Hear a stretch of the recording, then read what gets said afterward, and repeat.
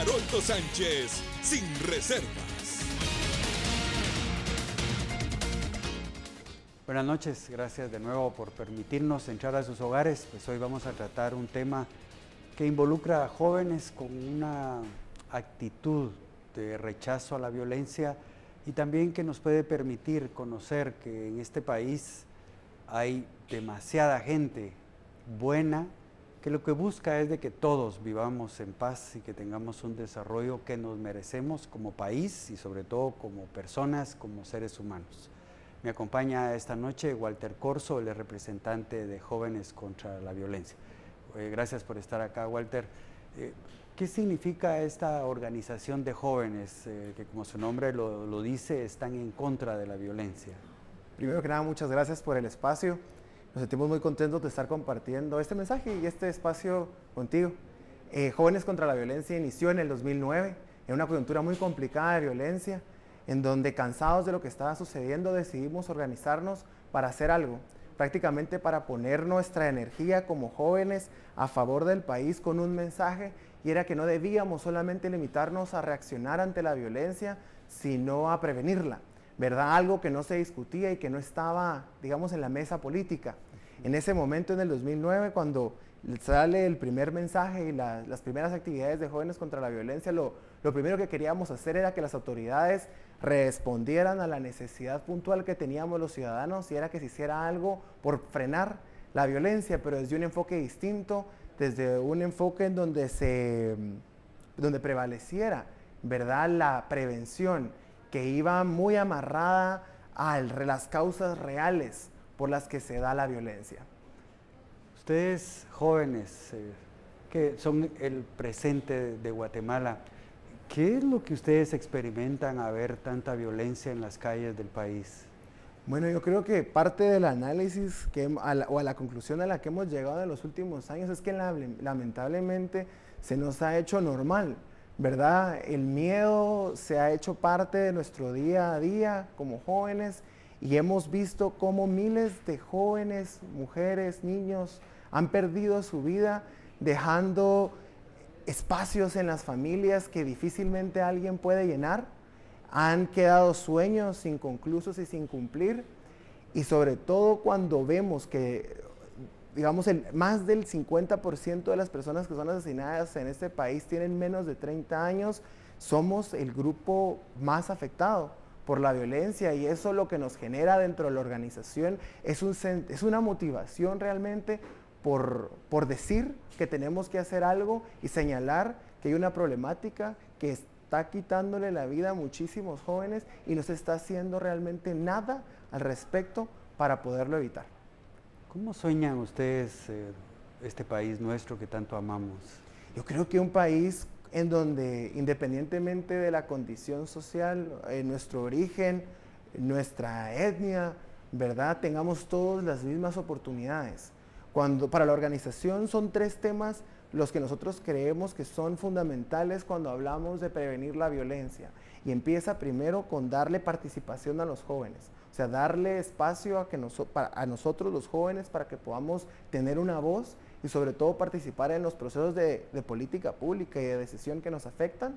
Segundo, que nos den un empleo, el tener acceso a un empleo y la oportunidad que eso nos da, ¿verdad?, de tener un ingreso, nos abre la puerta a muchas otras cosas más.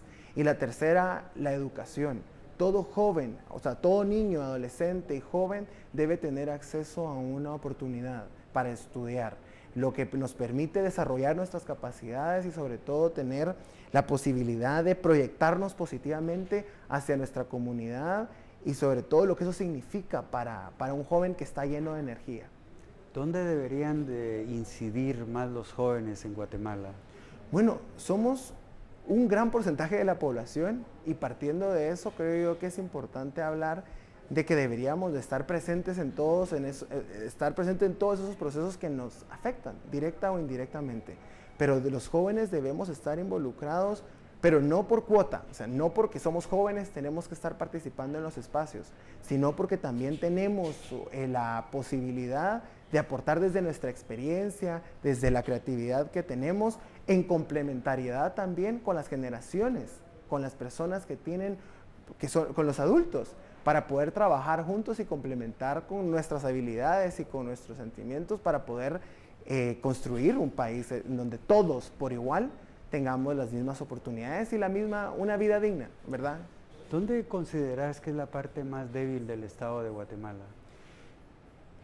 Bueno, creo que tendríamos que señalar que todo el Estado es débil y hay muchas razones históricas, ¿verdad? Sociales, políticas por las cuales el Estado es débil, pero creo que debemos de partir desde la incapacidad de poder atender las necesidades de sus ciudadanos, de sus habitantes, ¿verdad? Habemos una gran población de niños, jóvenes y adolescentes que no tenemos acceso a educación, que no tenemos acceso a salud, que no tenemos acceso a oportunidades de empleo, ¿verdad? Y la incapacidad del Estado de poder llenar o de cumplir con esa necesidad es definitivamente lo que para nosotros lleva a las principales causas por las cuales al final vivimos en un país lleno de violencia, de desigualdad y de pobreza. ¿Crees que entre los jóvenes hay mucha decepción? ¿Mucha? Decepción ante lo que ven a diario. Depende, digamos, desde el grupo de jóvenes donde se vea, porque creo que es importante señalar que en Guatemala tenemos que hablar de juventudes, ¿verdad? Los jóvenes de la capital somos muy distintos a los jóvenes del interior e incluso dentro de la misma, digamos, dentro de la misma capital podemos segmentar la juventud en diferentes grupos, pero sin duda alguna creo yo que hay un optimismo, hay una esperanza, hay como la necesidad de que haya un cambio, independientemente del grupo, porque al final las necesidades son las mismas, si es podernos educar, poder tener acceso a un trabajo y sobre todo a poder salir a vivir en una comunidad en donde yo puedo regresar y puedo salir sin el temor de que algo me pase. Bueno, estamos con Walter Corzo, ya les dije, él es representante de Jóvenes contra la Violencia, una preocupación muy grande en todos los sectores de la sociedad, pero sobre todo en esas generaciones que las tenemos ahí enfrente, con muchos sueños, con muchas ilusiones y que a veces pues, la realidad es tan dura. Donde se esté, él ha sido bien claro y yo también pienso lo mismo, jóvenes de la capital, jóvenes del interior, con diversidad de problemas ambos, pero que es gente que se podría ayudar porque el futuro de este país está ahí. Ellos son el presente, pero también ese futuro lo tenemos muy cerca. Vamos a ir con los patrocinadores y regresamos en un momento con ustedes.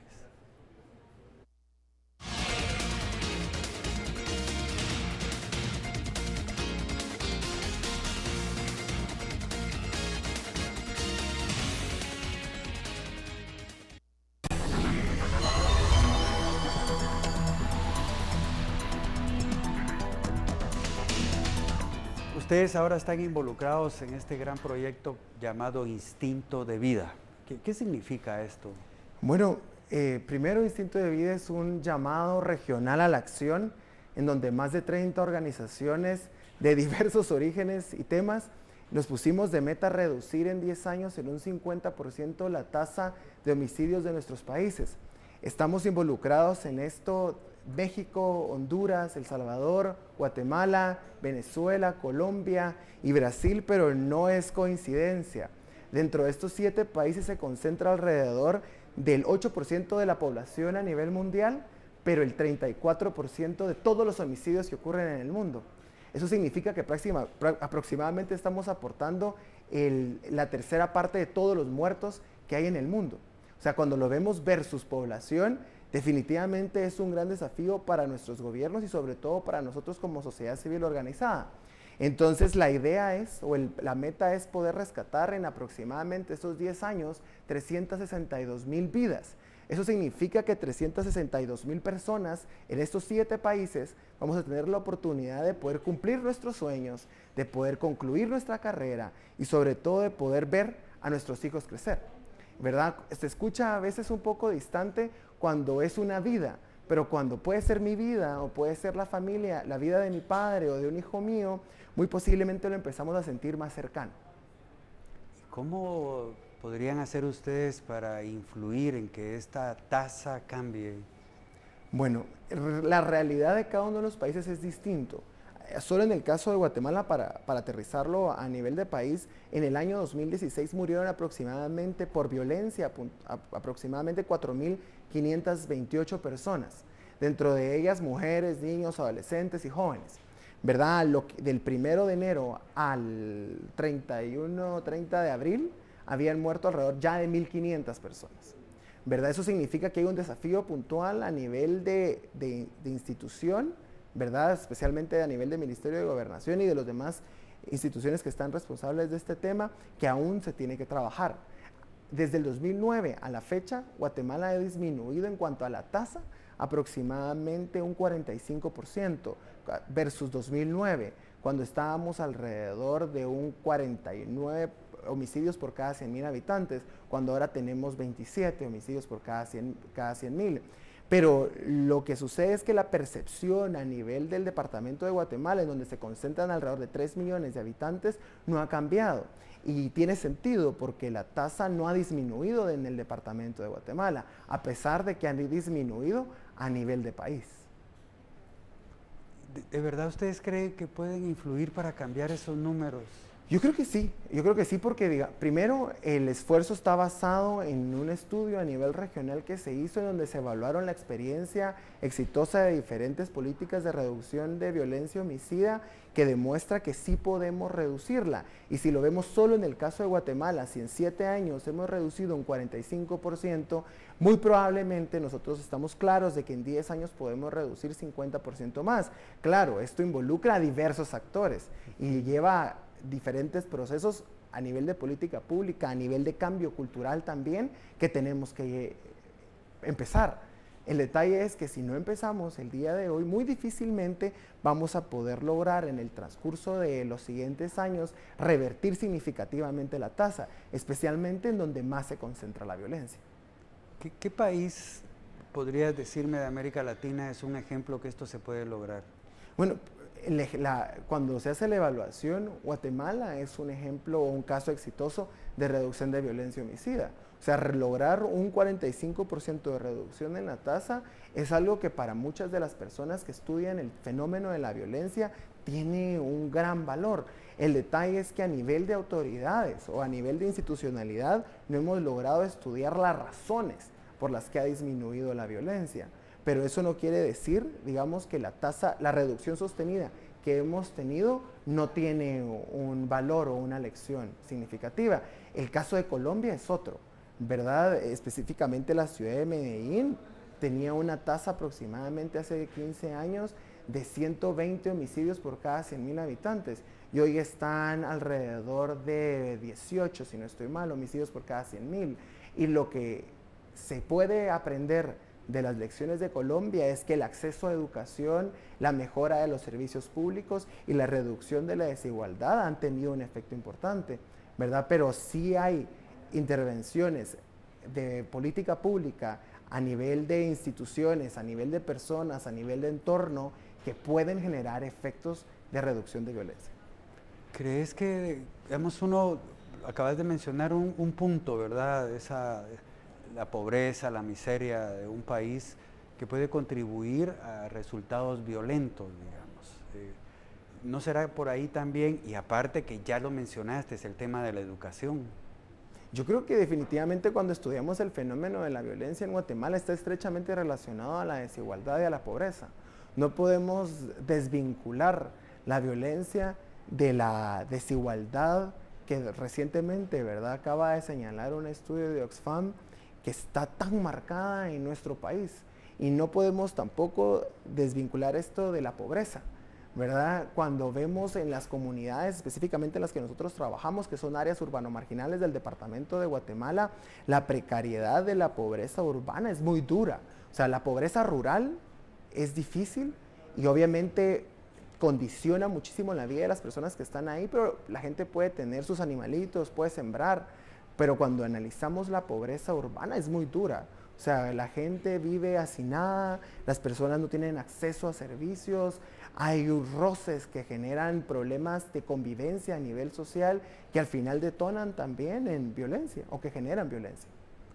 Walter, ¿quién consideras que deberían de ser los principales interlocutores de esto que estás planteando hoy para que haya una respuesta más positiva aún? Bueno, una de las metas de Instinto de Vida es trabajar en coordinación con las autoridades del Ministerio de Gobernación y específicamente con el tercer viceministerio de Prevención de la Violencia, en donde hemos encontrado una gran receptividad para poder trabajar. Primero hay que verlo en el marco de la política de gobierno de Jimmy Morales, en donde uno de sus principales indicadores en seguridad es la reducción de la tasa de violencia homicida, ¿verdad? Entonces hemos encontrado dentro del tercer viceministerio una gran receptividad para trabajar en ese tema, entendiendo desde el enfoque que nosotros le estamos dando que hay que atacar las causas reales de la violencia y no solamente llevar militares o policías a las comunidades en donde se concentra la violencia. Pero no solamente deben ser ellos, tenemos que ser también las organizaciones de sociedad civil que tenemos experiencias muy valiosas en el tema, sobre todo a nivel comunitario, en prevención de la violencia, y ustedes, los medios de comunicación, ¿verdad? Que de alguna manera contribuyen significativamente al que el alcance de este mensaje se amplíe, ¿verdad? Entonces creo que tenemos muy claro de que debemos trabajar junto con las autoridades como principales responsables, digamos, de todo el tema digamos, del control y autoridad del Estado, la sociedad civil, que tenemos muchísimo que contribuir, y al final ustedes como medios de comunicación, que son los principales canales para llegar a la población en general. Bueno, están ustedes escuchando a Walter Corzo. Para mí es bien importante tener esta retroalimentación del espíritu de los jóvenes. Uno de periodista que vive todos los días sumido en esa realidad tan dura que golpea a la inmensa mayoría de guatemaltecos. Estas son chispazos de esperanza de que Guatemala va a ser el país que merecemos vivir. Vamos a hacer el último enlace con los patrocinadores y estamos de nuevo con ustedes en un momento.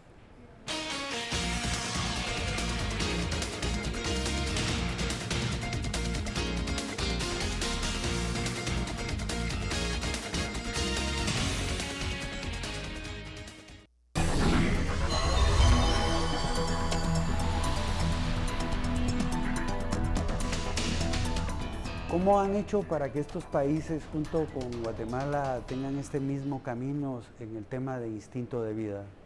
Primero, creo que el compartir una necesidad común, que es vivir en paz.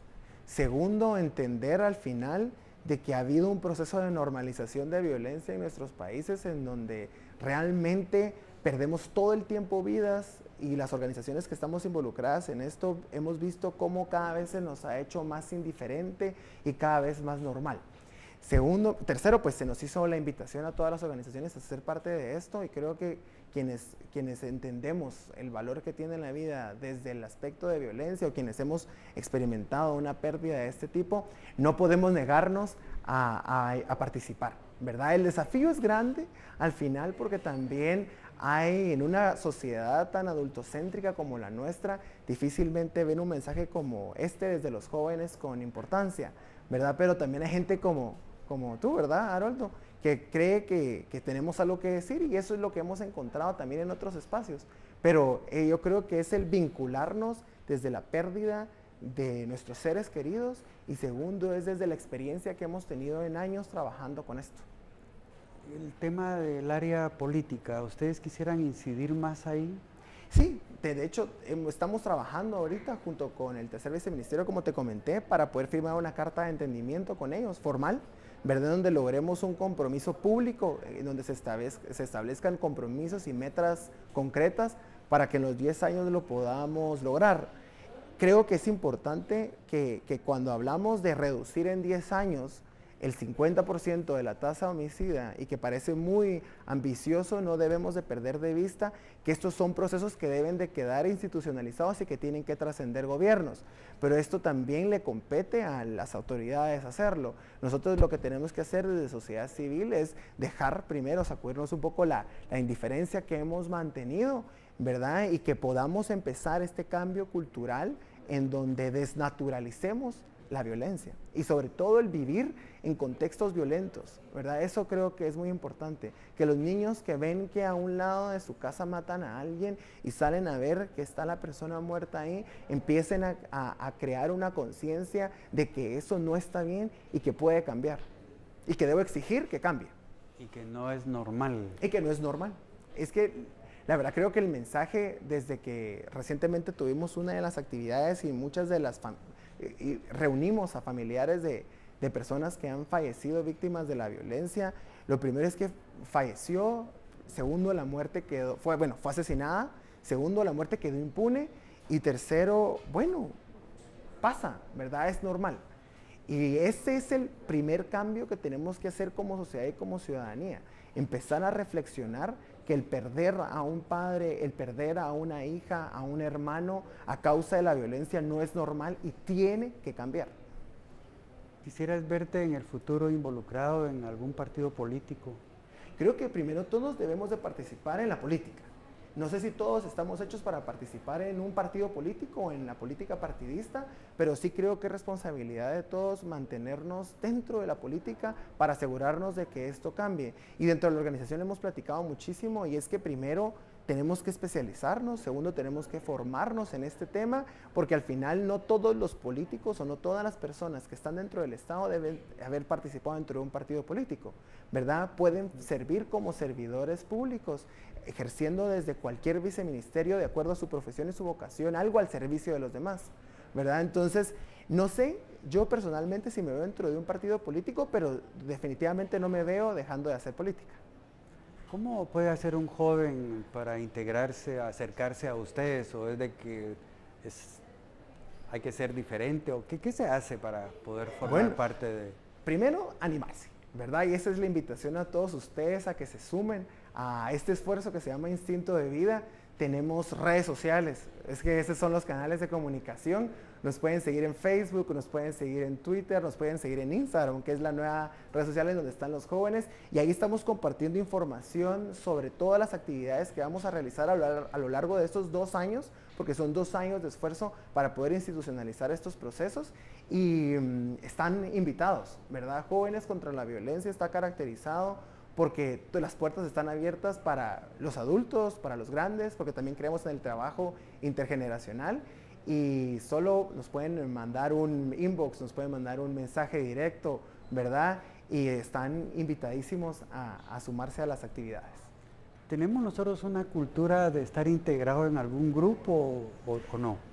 Bueno, dentro de la organización participan muchísimos jóvenes que son voluntarios, ¿verdad? A quienes les agradecemos todo el tiempo, porque también muchas veces son nuestras manos y nuestros pies. Sin ellos no podríamos hacer mucho del trabajo que hacemos, pero se puede hacer más. Y yo creo que empieza por recuperar el tejido social, por identificarnos como iguales, por empezar a ver que todos compartimos que las diferencias que nos dividen a veces son grandes oportunidades para trabajar juntos, ¿verdad? Entonces, se puede hacer más, pero hay muchos jóvenes que participan, y así es como empezamos todos, en grupos de la iglesia, en grupos de voluntariado, en general, y ahí es donde nos vamos encontrando. En la primera parte de esta entrevista fuiste bien claro al ser específico en esos jóvenes de la capital, esos jóvenes del área rural. ¿Qué mensaje le puedes dar a ambos grupos? Yo creo que primero que Guatemala es nuestra, de que este es el mejor momento que podemos tener para cambiarla. Sin duda no es un trabajo fácil porque hay muchísimo esfuerzo que tenemos que hacer, pero a pesar de lo que nos hace diferentes, tenemos mucho más en común, y eso que tenemos en común es la oportunidad de cambiar Guatemala. Bueno, Walter, muchas gracias. Siempre es válido retroalimentarse de gente joven con ese espíritu, ese corazón que nunca hay que perderlo. Así es. A veces esas etapas en las que uno de niño pasa adolescente, después es un joven, ve las cosas de manera distinta, y después ya los adultos terminamos viéndola de otra. Sin embargo, lo que nunca debe de cambiar es el amor por este país, que de verdad merece que le demos todos los días lo mejor. Así de que gracias por tus palabras y por tu tiempo. Gracias a ustedes por la invitación, y sigan a Instinto de Vida. Bueno, a ustedes en casa, como siempre, muchas gracias, y los espero mañana con otro Haroldo Sánchez Sin Reservas. Feliz noche y hasta pronto.